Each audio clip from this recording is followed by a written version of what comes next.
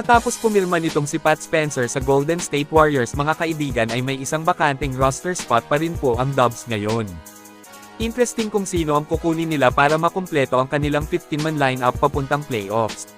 Well, matunog ang usap-usapang kukunin daw po umano ng Golden State Warriors itong si Lonzo Ball. Ayun po ang balita na ito kay Jake Fisher. Dagdag veteranong ball handler si Lonzo sa Warriors papuntang playoffs kaya posible na siya yung kukunin ng Dubs. He can make plays and play defense as well at ang pinakamatindi sa lahat ay mataas yung basketball IQ ni Ball and may bilis din siya na siyang paniguradong magpe-fit sa sistema ng Golden State Warriors at paniguradong pasok sa panlasa ng veteran coach ng GSW. Kaya okay na okay kung siya ang kukunin ng Warriors kung saan paniguradong mas aangat yung opensa at depensa ng Golden State sa kanya. Pero malay po natin mga kaibigan baka may isang mas mahusay na player pa na target kuhanin ng GSW na po kumpleto sa lineup nila papuntang playoffs.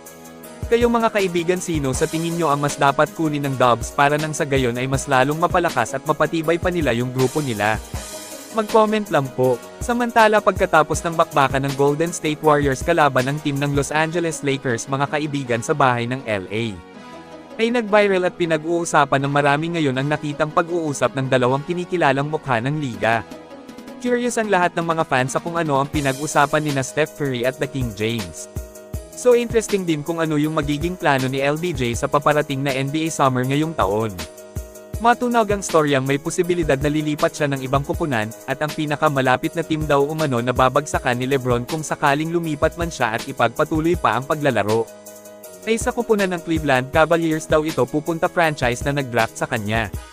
Pero mga kaibigan, talagang nire-request pa rin po ng maraming fans noon pa at hanggang ngayon, itong Steph Curry-LeBron duo sa Golden State Warriors. Maganda kung matuloy ito kasi paniguradong mas magiging napaka-espesyal talaga nila kapag nagsama sa iisang koponan.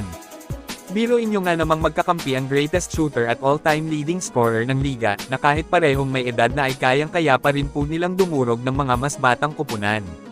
History rin ito kung sakaling matuloy dalawang rival superstar ay nagkasama sa iisang team. Kayo mga kaibigan, ano ang masasabi nyo dito sa Steph Curry-LeBron James duo sa Golden State Warriors next season? I-comment lang po yan sa ibaba at akin pong babasahin yan. Maraming salamat po, mag-iingat at God bless sa lahat.